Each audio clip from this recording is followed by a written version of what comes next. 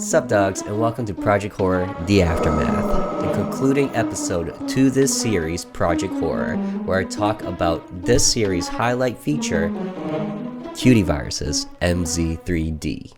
For those of you who don't know, I made a horror game called Captive, You Are My Idol that transformatively takes place in 2D and 3D, so it swaps back and forth using cutie viruses MZ3D plugin.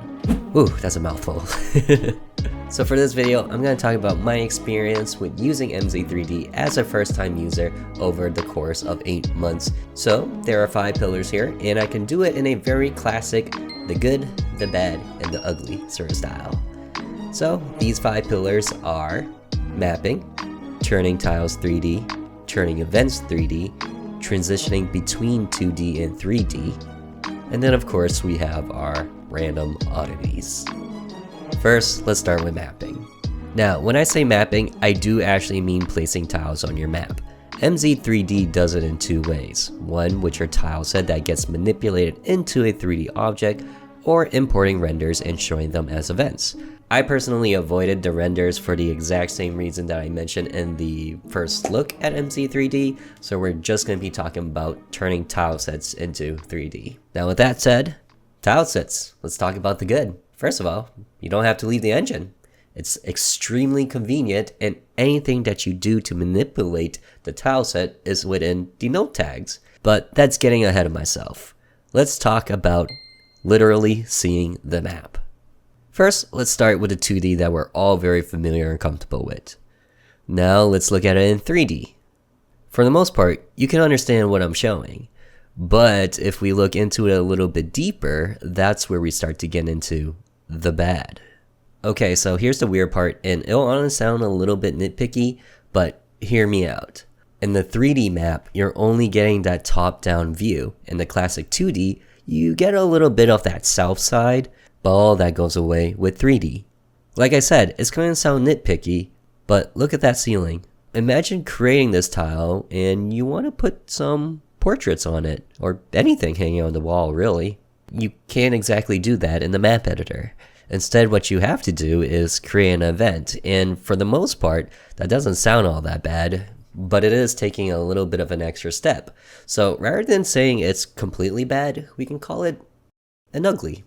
I hope my horrible ugliness won't be a distraction to you. So with that said, I should probably define what the ugly is. And rather than it being literal, as you would see in this 3D map versus the 2D version, it's instead something that's neither beneficial, but not a complete hindrance that will prevent you from doing what you want to do. Instead, you have to work around it. And, well, you decide from yourself. Is it something that you can say is bad, or is it just a little bit of an extra step that you won't mind doing whatsoever? So in that case, it's an ugly. It's not exactly bad, it's an ugly. I guess in another way of putting it, it's completely relative to you. But let's go ahead and move on to the next pillar. Turning tiles 3D. So the good news is that with tiles or events, it's generally the same node code. But depending on which you're using, you will lean towards one more so than the other. And I'll get into that when I talk about the events and turning those things 3D. But for now, let's just stick to the tiles. With tiles, it's really simply just making a box. You have a top face, a bottom face, north, south, west, east. Very simple, and so is the node code. But, like most of our tiles, what if it's a box that wasn't 1 tile high?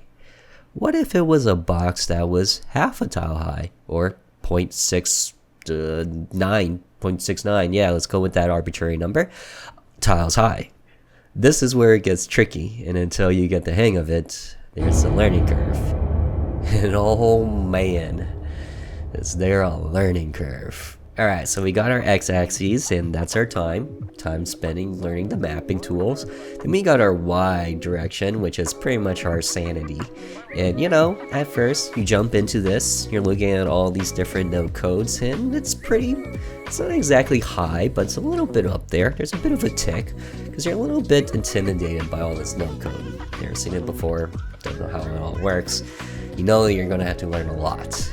Well, you jump into it, you spend some time, and it turns out, oh, it's very easy. That's where you learn about the box. Top, bottom, north, south, west, east. Easy peasy. Then you jump into these irregular height tiles. So your 0.6, your 0.9s, your 0.69, since we got those two numbers already thrown out there.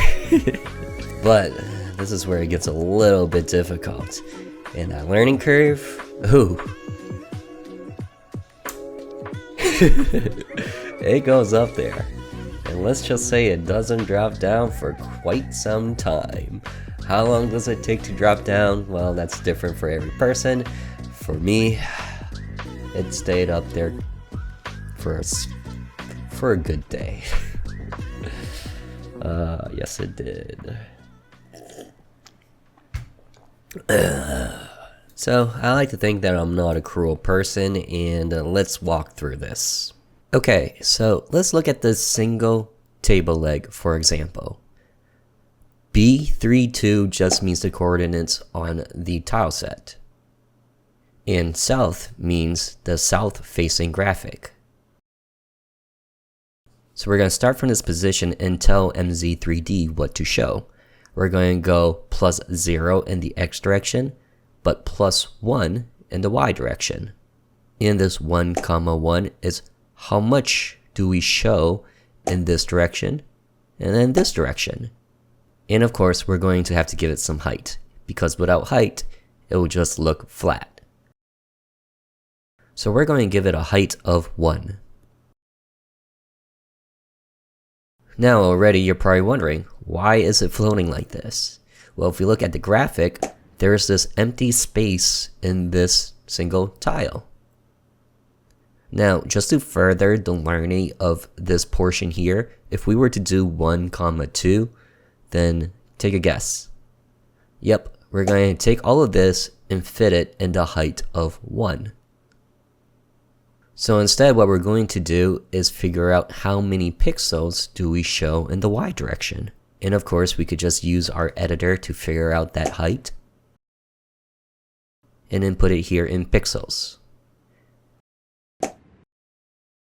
Now, if you were to stare at this for some time, you'll notice that the pixels are actually quite stretched. So if we want to make it as pixel perfect as possible, we take whatever the dimension of our tile is, 48 in our case, and we multiply it by the height, which is 0.5, so 24 pixels. And all we do is just edit it in our graphics editor. Now you should notice that there's a little bit of squishing towards the bottom, but this is of course due to forced perspective. The player is looking at the tile a little bit higher, so we'll squish it out by just a smudge.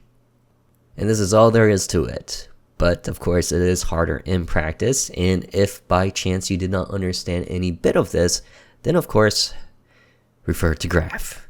So yeah, it's a bit of a learning curve, but the good news here is eventually all of that will click, and when it does click, then that learning curve shoots down quite a bit, and to the point that you can even say that you've quote-unquote mastered the transformation of tile sets. So is that all that bad? Well, it's a little bit subjective. So, by my definition, let's just go ahead and call it ugly. The more I say that word, the more terrible of a person I sound. Okay, so as you can imagine, there's more to this, such as irregularly shaped objects like trees or lampposts, or in my case, an urn. Yep, that's exactly right. You heard that right. An urn. Sup dogs, name's TheOdie. I make horror games. Urns are just, they're basically my trees. They're my rocks. Well, luckily enough, MZ3D has a no code that is essentially turns things into fence posts. And you can keep it in a T cross or an X cross kind of configuration. Yeah, it does mean that it kind of just stands up like a cardboard cutout, but hey, I think it does a trick, especially for a pixelated game. Now, the part of this that took me some time to figure out, which was initially bad, but I guess subjectively ugly, is that you have to make sure that it is dead center in the tile. Because if not, then it will kind of just be all over the place. Did it take me several hours to figure this out? Yeah. Am I proud of it? Absolutely not. There's probably a little bit more to the tiles that I'm forgetting about, but it was the first thing I did. It's also been 8 months, but I think you guys got the point for the most part. So let's move on and talk about the events. The cool thing about events is that it kind of does it automatically by being a cardboard cutout. Also, the sprite sheet acts as the facing direction, so north facing, south facing, west, east, it's all automatic. It just doesn't have a top and bottom. If you were to change the pitch, instead it kind of just slides back and forth and forces its full facing self to face you. It's a little awkward, but is it bad? That's subjective. So is it ugly? A bit, but again, subjective. So anyway, here's when it gets bad. Objects that are long. Not tall, but instead long, such as the sofa. And from the front facing direction, yeah, it's not so bad. But then, kind of breaks the realm of reality when you start looking at it from the side. And yes, it could just be my terrible abilities at creating art. But you know, once you lose some volume, there's really nothing you can really do to hide that. I'm sure that there are some workarounds for this, but for the most part, this is a very niche thing that you would need to do. So it's not like you'll come across this too often. But if you were to hit this point, then that can be considered like a bad. Or you could consider it as an ugly and try and work your way around it, but for the most part, I haven't exactly figured it out. Here's another thing that I would consider an ugly. The height. When it comes to events, it probably means interacting with them. While in MZ3D, there are 2 ways to adjust the height. One is as it sounds, the height. You literally adjust the height of the event. And the other one is called zoff. And this is actually adjusting the image of the graphic. Height actually adjusts the height. Zoff adjusts it graphically. This actually plays a huge role depending on where on the z-axis that the player is, because if they're not on the same axis, then they're not going to interact. So if you want to make sure that they are interacting on the same axis, then make sure that they're on the same height. But if you want to make it visually look higher but be on the same axis, then that's where you're using zoff. A good example of this that I came across was when I was trying to interact with a portrait on the wall. The player, of course, is on the 0 z-axis layer, but then at first I used the height and I put it 0.5 tiles high. Well, now they're no longer on the same layer, so they can't interact. It took me a while to figure out that I'm supposed to be using zoff instead of height, but when you first look at the documents and you're going through all this, you're of course going to be like, oh, height is height, let's go.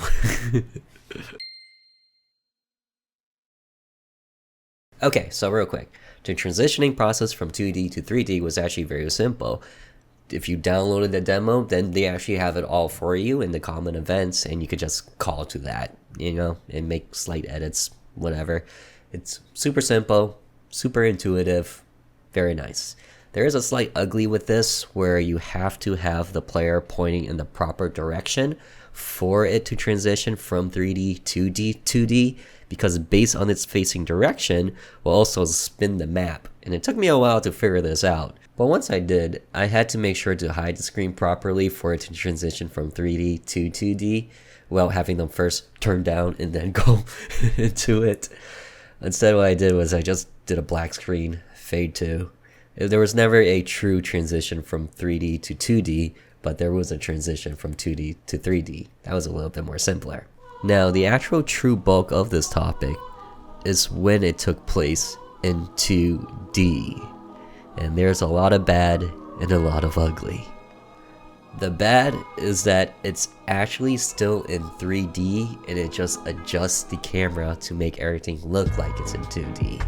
In other words, imagine developing a 2D game, but there's this hidden layer you always have to consider when you're placing your events. So remember that height that I mentioned before?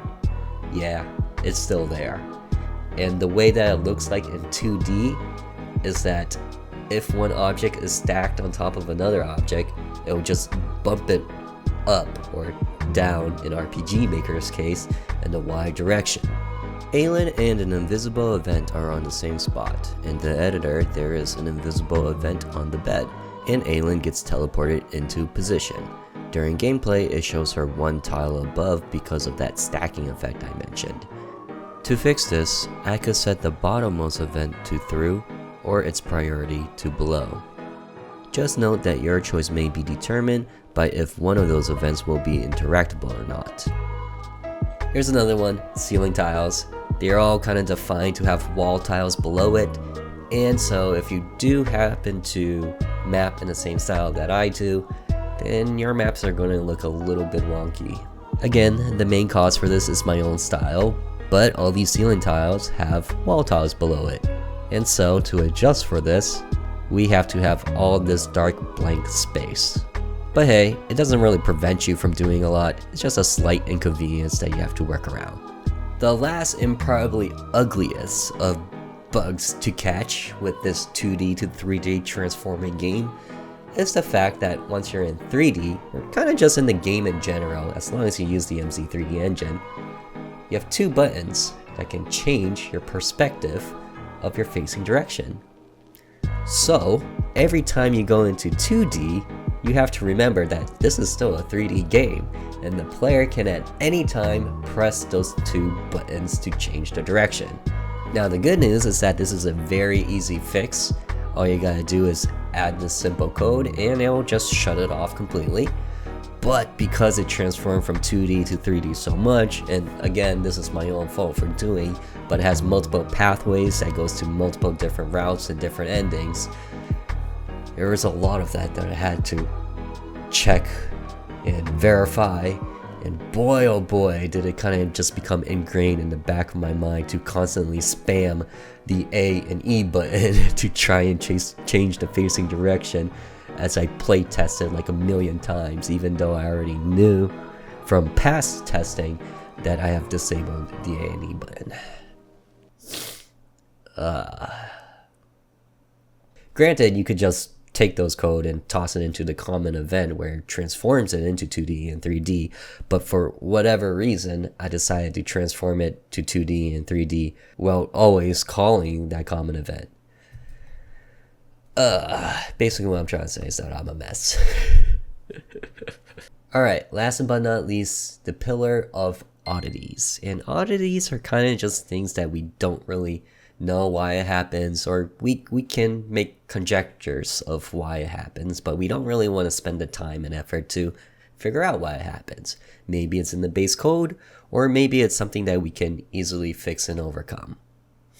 Anyway, this is kind of just more so of a bucket list, and here are some of my oddities. Changing sprite sheet. I know there's a preloader plugin to fix this, because this is more so with the MZ engine than it is with Qt Virus's MZ3D plugin, but for whatever reason, the preloader that I used that came packaged in with Visual didn't work. So as a simple but exhaustive workaround, I just made sure that each graphic became transparent, changed sheets, and then turned the transparency off. Camera controls. Also when changing character sheets, it made the camera twitch. I believe this had to do with the preloader again because it didn't always twitch. It also could have been an earlier version of MZ3D that was bugged, but changing the sheets before running the cutscene didn't guarantee their safety either. So as a fix, I tinted to black, changed sheets, and returned. If in the middle of a cutscene, I hid it with a dynamic movement such as jumping off the bed. This also seemed to happen when changing the camera focus from one event to another. Again, it could have been an older version of MZ3D, so your experience may differ. Lighting was honestly just frustrating, just the color and the gradients, trying to get that right, and again with that third dimension hiding in the 2D perspective, it was not fun at all. Perhaps the most oddest thing with lighting was that it would highlight the wall but not the actual events, and this kind of made things weird.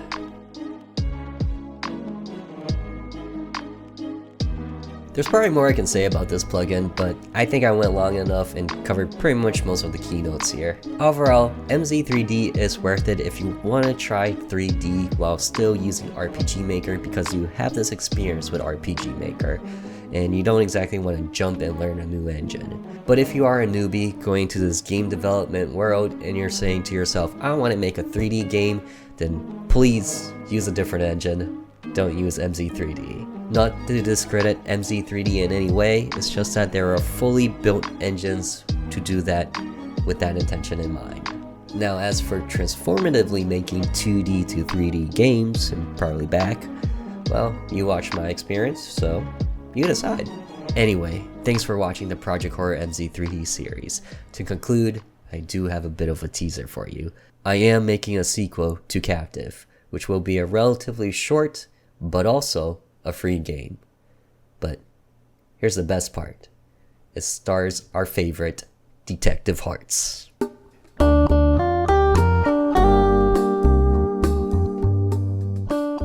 Thanks again so much for watching, and if you enjoyed that video, a like would be very much appreciated. If you enjoyed the content, consider subscribing, and I'll see you in the next one. Until then, later.